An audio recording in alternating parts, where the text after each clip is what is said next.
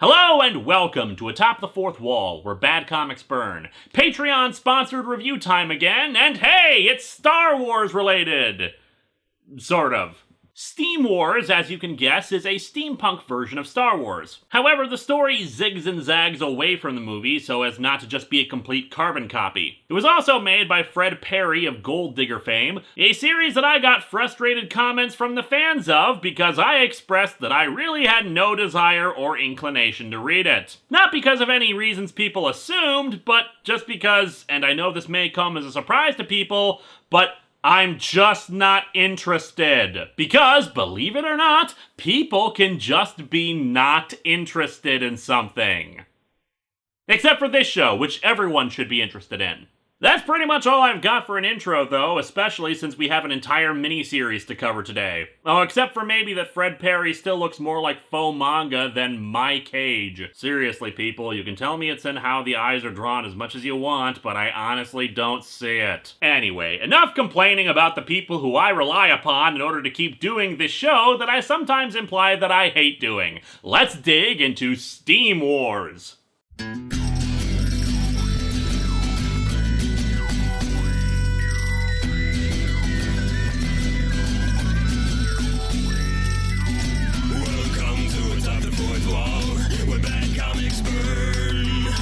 Linkara's gonna teach you all a lesson you won't learn. Brodsky, you're not the smartest. Life out, you're not an artist. Anyone who's had a bad comic published, it could be your turn. Linkara, he's a man punch, wears a birdie hat. Linkara, he has a magic gun. Where'd he purchase that? Linkara, coins, robots, Amazon and trucks. Linkara, this comic sucks. Linkara.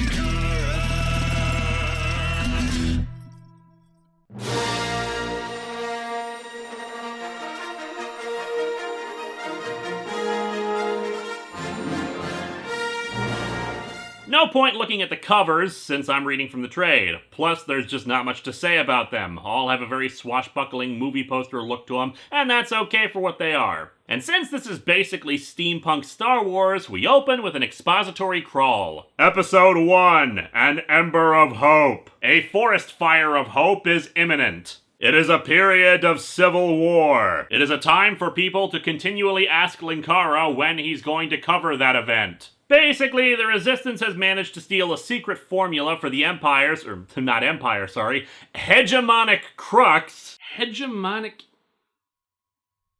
Empire. The secret formula for the Empire's energy deposits that allows them to build giant steam-powered battleships that are capable of moving in absolute silence. Naturally, these plans are being carried by Duchess Imoen, and we see the stealthy battle zeppelins in action as they attack our rebel forces. One thing I'll definitely give praise to the comic, we're not just carbon copying the dialogue here. The story and visuals may be Star Wars, but it's trying for its own thing. Then again, people can also describe Aragon that way. Anyway, the Duchess runs off with a satchel while the rebel forces, who appear to be tin soldiers in blue, try to hold off the battle zeppelins. We actually pull out to see that the battle zeppelins are actually the TIE fighter equivalents, and there is in fact a big-ass Star Destroyer attacking them on an open-top airship. Far be it from me to question our noble rebel forces, but is it wise to have your big important secret documents you stole up on top of the ship where they could be blown away by the wind?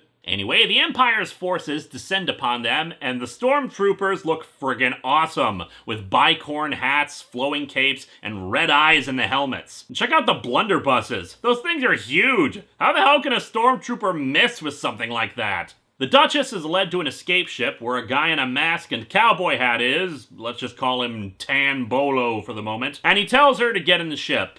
And then there's a bear. What? The guys from Brute Force needed to get work somewhere. Captain, there's a bear in your airship's engineering section. Which is exactly where trained Ursine engineers belong, your royalness. You racist. The C-3PO equivalent here is CL-335, whom Tan Bolo refers to as Cleese, and is more like if 3PO was posh and sophisticated instead of prissy, even having robot-friendly mutton chops. We're in a bit of a bind up here in navigation, don't you know? That blasted Samaflange has come loose once again. Going to need both a pilot and a co-pilot now. Perhaps I could go out there and fight the stormtroopers with Marcus of Queensberry rules, eh, chaps? He's also sassier than 3PO. And my designation is CL335. I don't flit about calling you Arseface now, do I? I like this robot better. Can we trade in 3PO for Cleese? They fly off, while back on the ship, the Darth Vader equivalent makes his appearance. This guy in red and white. Still pretty badass looking too. I bet his name is something like Crimson Dakin or something cool like that. So, what's he called? Lord Baron! Lord Baron? Isn't that like naming him King Emperor? The survivors of the ship are rounded up for interrogation by Regent Minister. Despite his goofy name, he is still pretty intimidating, if a bit of a windbag. Listen well, you resistance scum. You cannot hope to hide your secrets from me. The epistemic access to your past, present, and future potentials is now mine. Actually, I'm pretty sure it's just a rental. And how can this be? For he is the Kwisatz Haderach! How can I, another being, observe the unobservable? How can I do the impossible, see the invisible, row, fight the power? My thoughts exist in the infinite veil of the mysterious and true fabric of reality. Existential causality and all of its axioms are mine to behold. Dude, you switched to Geico. It's not that big a deal. Such is the power of a quantum dragoon. He says that now, but his power is actually in his new Duracell batteries. And his monologuing is so intense that it makes this dude's head explode. Ooh, that'll put your panfish down. Anyway, the gist of his Matrix architect speech is that he can read people's minds or something, and he figured out what it was that the ship was carrying, so he wants the supply ship that escaped captured again. And indeed, we soon see the enemy ships in pursuit, and I should probably give some proper names for these characters. Chewbacca is actually named Smokey, subtle, while the Han Solo guy is, Han Solo. Okay, a bit more on the nose with that one. Duchess Samoan operates the ship's turrets in this case and is able to take out a lot of enemy ships, but thanks to the Duchess being distracted for a moment, being too cocky as it happens, the supply ship is shot and they crash into a swamp. Man, we're zipping through the original trilogy and we're still only on the first issue. Can't wait to meet their version of Yoda. The Duchess has apparently inherited 3PO's snootiness in this case, as she's reluctant to go out into a mucky swamp with mosquitoes and stuff, but the group hauls ass out of there as more of the Empire's ships close in. The four have a running firefight with the stormtroopers, and again I wish we had Cleese in Star Wars, since he's carrying around a huge-ass chain gun and blasting away at the enemy. Unfortunately, while they make a path out of there, the Duchess realizes she's dropped the satchel containing the formula and has to run back for it. Right into a bunch of troopers. Don't touch me, you... Actually, they aren't touching you. Does that bug you? They're not touching you. That's the secret. And then Luke Skywalker is on the other side in the next panel. I'm not even in front of you.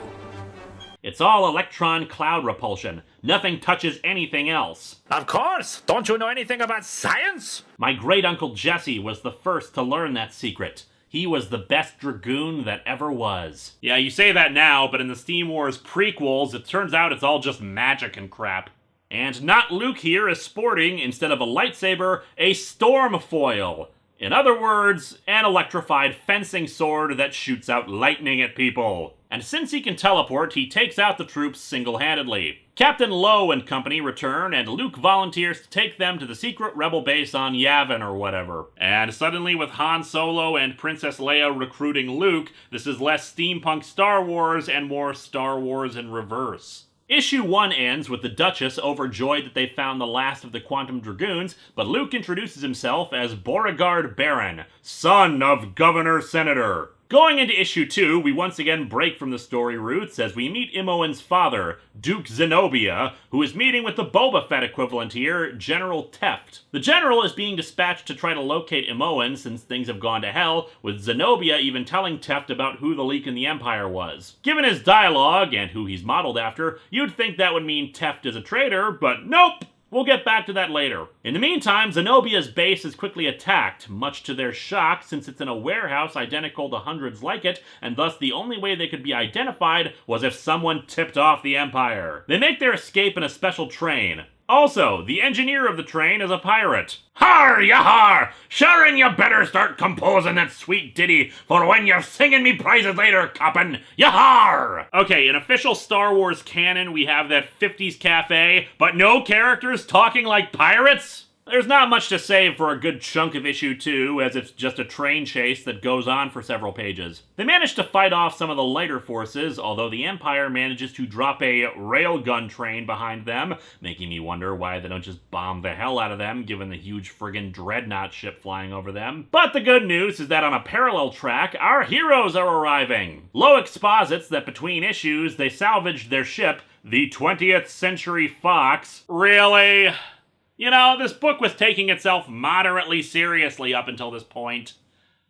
Also, considering this was published in 2013, shouldn't that be Millennium Mouse? Anyway, they salvaged the ship and disassembled it for transport across the land with the help of local gas miners who were sympathetic to the rebels, but then spotted the resistance in the middle of their ambush. However, the Empire has actually dropped down 2 railgun trains now, and the heavy artillery is bad enough, but if they continue along the rail lines, they'll run through a village that's already been economically devastated by the Empire, and the battle will surely level the place and kill everyone. If they switch to a different rail line, they'll expose their flank to the enemy and be killed. And if they take yet a different line, they'll collide right into Doc Brown's train coming the other way. As such, Zenobia thinks their only option is surrender, but Beauregard, also referred to as Bo in the story, sees another rail line that he can trigger manually that will lead them to some ruins. Lowe thinks that's a crazy plan, namely because that means they're running right into concrete debris, but Imoen trusts Bo's judgment as a quantum dragoon. As such, the kid teleports, triggers the rail change, and they smash through some debris, giving the Empire the impression they were destroyed. However, the debris was actually fairly thin and no damage was done to their trains. Bo explains the idea of his teleporting. Quantum superpositioning. Theoretically, he's not really teleporting as much as existing in all possible positions simultaneously until he focuses and picks a specific location. Quantum mechanics has always been my favorite part of steampunk.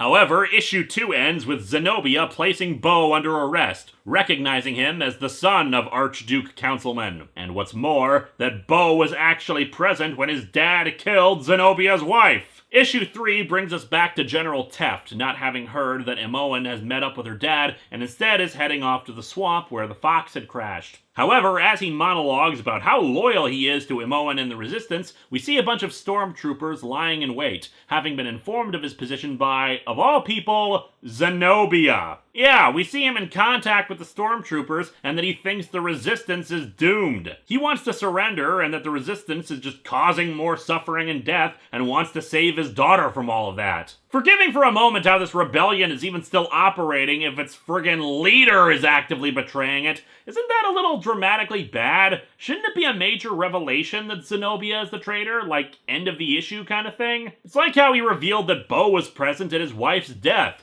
That's the kind of thing that's a dun-dun-dun kind of moment. Not something you just kind of reveal in the opening of an issue. But whatever. Despite Bo being imprisoned and the revelation Zenobia made about him, Imoen still wants to consult with him. Even Captain Lowe and Smokey the Bear vouch for him, but that's not enough for Zenobia's second-in-command, Captain Dolan. But she is the Duchess, so she's let through to talk to him. Using his ability to perceive all states of existence at once, he warns Imoen that they've been betrayed. Even now, an army is converging on their position, and they hadn't done any scouting ahead of time. Which seems kind of odd to me. You'd think that a big, powerful army would still send scouts ahead of time to make sure they weren't walking into a trap.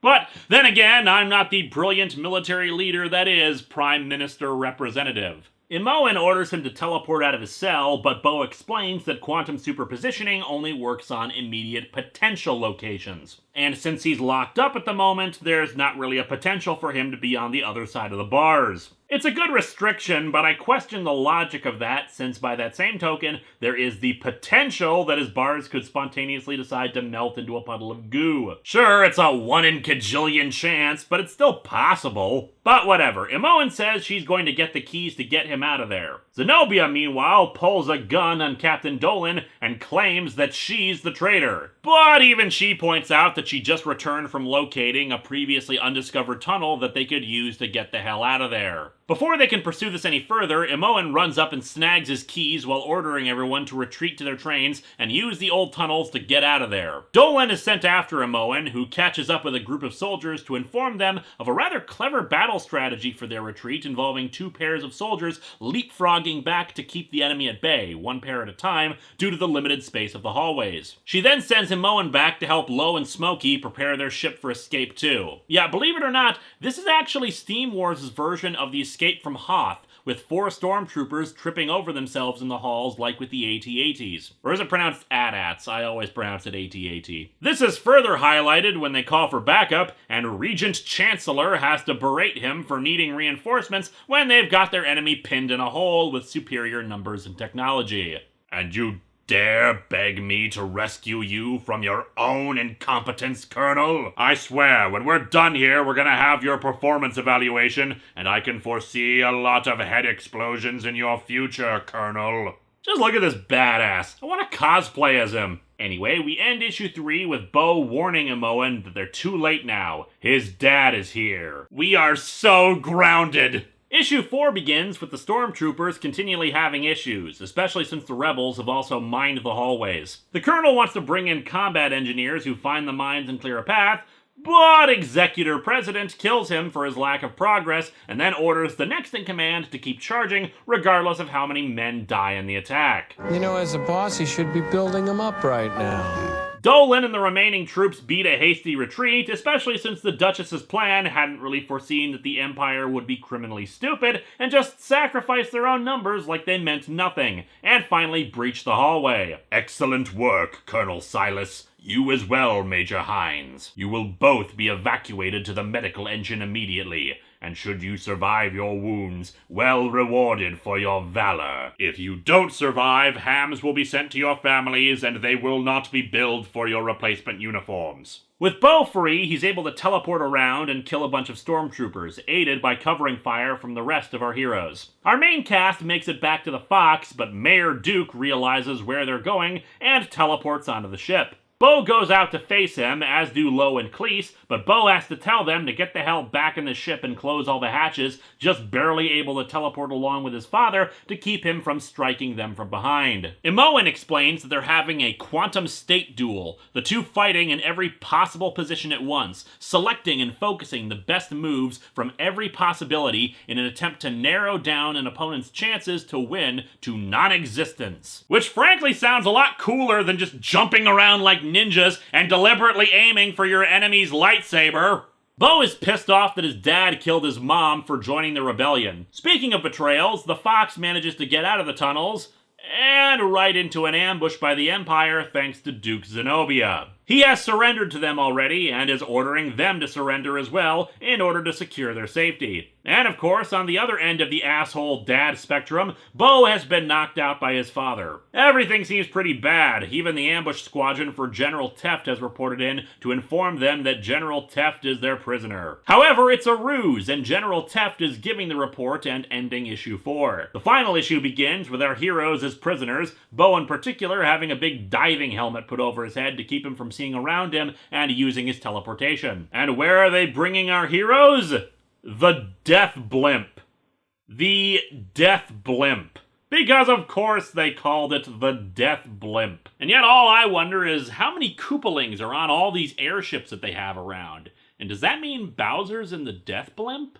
Meanwhile, General Teft is preparing his own plan to get aboard the Death Blimp and free everyone with the help of their R2-D2 equivalent, sent to him by Bo. How and why? Well, as Bo himself explains in a hologram, he's experiencing a quantum decoherent vision of the future, and thus knew he would get captured and would need their help escaping. And so far, that means that Bo is more effective than every Jedi ever. And to show just how really effective Bo is, the drone gave me this, a list of events our mystical friend has outlined, and a plan to take advantage of his foresight. He also supplied me with a crap ton of lotto numbers. We're gonna defeat the Empire and be stinking rich. Seriously, why can't all fiction involving prophecies of the future be like this? Don't be vague or cryptic, just provide a handy-dandy outline and a plan for how to deal with it. On board the death blimp, Imoen gets her hands on a gun and shoots down the guards. However, once Bo is freed, he comes to a realization. He had foreseen a verge in the strings, quantum strings I'm presuming, unless part of the quantum dragoon thing is sewing, and had assumed it was referring to Teft, but now thinks it refers to her potential. And indeed, we've actually been given hints about this throughout the story, especially at how she's a natural at shooting accurately despite having no training whatsoever. What's more, Bo says that she's the one who will defeat Magistrate Executive. The rebels begin a coordinated assault on them, first with fighters and hit-and-run attacks to create a diversion,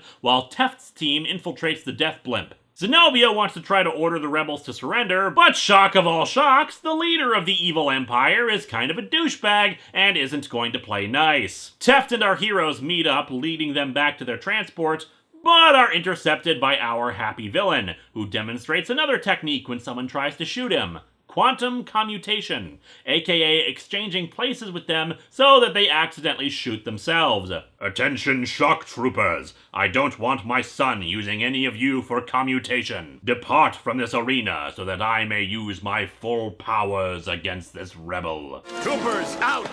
Throw the enemy into the sea! Leave us!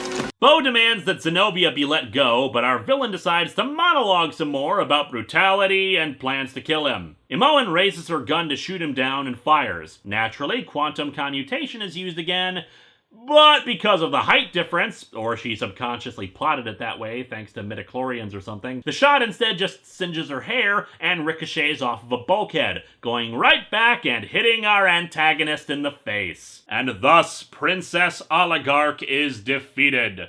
Our heroes run away, but what about the death blimp? Well, in the meantime, the rebels have used the information given to them about the fuel lines to the death blimp's incinerator system and promptly made it go kablooey. And since the enemy ships also relied on the death blimp for fuel resupply, they've basically killed their entire fleet with this action. However, there is still an empire out there, so our heroes are heading off to a new base so that Imoen can assume full command. Her dad will receive a pardon, but only as a stay of execution. He's still being interned at the base and won't be allowed to lead anymore. And so our comic ends with Bo saying that he can foresee a great future for Imoen as a quantum dragoon, including a spiffy new outfit. This comic is surprisingly really damn good. It would be easy to write this off as a parody of Star Wars just in a steampunk setting, but it honestly goes in different directions with the characters and tells its own epic story. Sure, there's repeated elements from Star Wars, and it's obviously the direct inspiration for its mythology, but as has been pointed out before, the original A New Hope was inspired by the hero's journey espoused by Joseph Campbell and by old movie serials and Japanese movies. It's probably more fair to say that Steam Wars is an homage to Star Wars, using similar iconography to retell the story in a new and exciting way. You've got elements like the Princess Leia analog being the ultimate hero and main character of the story, using actual scientific principles that could be mistaken for magic like the Force, but still used in a pretty damn awesome and magical way, and new characters creating additional character conflicts and plot twists. There are still problems, of course. Han Solo and Smokey are completely underutilized, and you should never underutilize a grizzly bear that can shoot guns. And the 20th Century Fox is just a bizarre thing to reference in a book that otherwise took itself fairly seriously. The trade also adds in a completely unnecessary and superfluous story after the miniseries of Imoen going to relax in a lake and her speeder gets stolen by Bo, and is supposed to take place before the miniseries, but the interactions of the characters don't make any sense for the timeline of the story, so it's just weird to have in it. Overall, though, this was a really fun book, and I actually recommend it. Next week, however, is the 350th episode. And we're going back to really crappy comics.